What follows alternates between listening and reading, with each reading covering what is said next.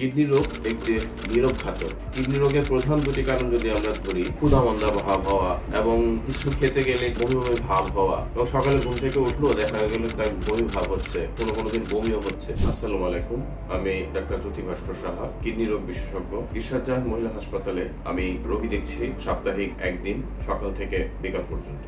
Kidney রোগ একটি নীরব ঘাতক। নীরবেই এই রোগটা আমাদের শরীরে দানা বাঁধে এবং নীরবেই এই রোগটা আমাদের শরীরে আস্তে আস্তে বাড়তে শুরু করে। কিডনি রোগের প্রধান দুটি কারণ যদি আমরা ধরি, অন্যতম প্রধান কারণ হচ্ছে ডায়াবেটিস এবং আরেকটি কারণ হচ্ছে হাইপারটেনশন বা উচ্চ রক্তচাপ। অনিয়ন্ত্রিত ডায়াবেটিস, অনিয়ন্ত্রিত উচ্চ রক্তচাপের জন্য কিডনি রোগ আস্তে আস্তে আমাদের দেহের মধ্যে তৈরি হয় এবং সেটা আস্তে আস্তে বড় হতে থাকে। কিডনি রোগ আসলে একটি নীরব ঘাতক কেন বলছি, যেহেতু নীরবে এই রোগটা আমাদের শরীরে দানা বাঁধে, কোনো উপসর্গ ছাড়াই রোগটা আমাদের শরীরে বড় হতে থাকে এবং এটা নিয়ে আসলে কোনো আতঙ্কিত হওয়ার কিছু নেই। সচেতনতাই হচ্ছে কিডনি রোগকে মোকাবেলা করা এবং তার প্রতিরোধ করা, প্রতিকার করা আমাদের আসলে মূল লক্ষ্য। কমন বা সাধারণ সিমটমগুলো আমরা প্রতিনিয়ত কিডনি রোগের জন্য বলি যে এগুলোই সাধারণ লক্ষণ। তার মধ্যে প্রথম এবং প্রধান কারণ হচ্ছে কয়েকদিনের জন্য আমাদের পায়ে পানি আসছে, পা ফুলছে এবং দেখা যায় যে সারাদিন পরে আমরা কাজ করছি এবং আমাদের পায়ে কিছু পানি আসছে। সাধারণভাবে আমরা মনে করি যে পা ঝুলিয়ে বসে আছি,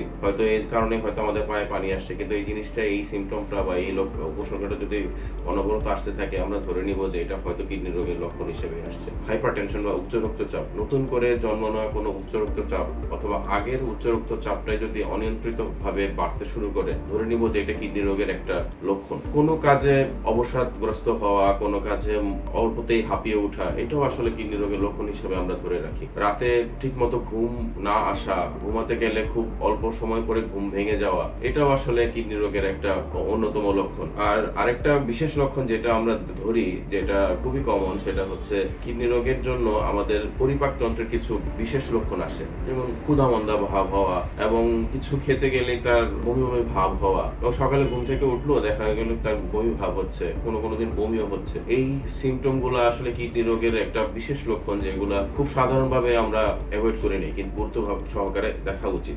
এবং আমরা প্রস্রাব করতে যাচ্ছি, প্রস্রাব করতে দেখলাম যে কিছু আগে কোনো ফেনা আসছিল না, এখন কিছুদিন পর পরই সকালবেলা প্রথম প্রস্রাবটা বা দিনের যে কোনো ভাবে প্রস্রাব করতে গেলে দেখা যাচ্ছে ফেনা ভাবটা আসছে। এইটাও আসলে কিডনি রোগ নতুন ভাবে হওয়ার একটা লক্ষণ।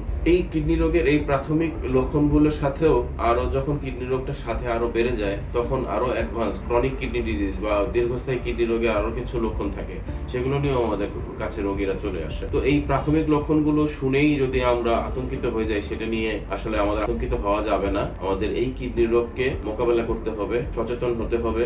ডায়াবেটিস থাকলে সেটার জন্য সবসময় কিডনি রোগকে আমার ফলো আপে রাখতে হবে, আমি কিডনি রোগী হলাম কিনা সেটা ফলো আপে রাখতে হবে। প্রেশার অবশ্যই বা হাইপারটেনশন, উচ্চ রক্তচাপ অবশ্যই নিয়ন্ত্রণের মধ্যে রাখতে হবে, তাহলেই আমরা কিডনি রোগকে প্রতিরোধ করতে পারবো। ধন্যবাদ।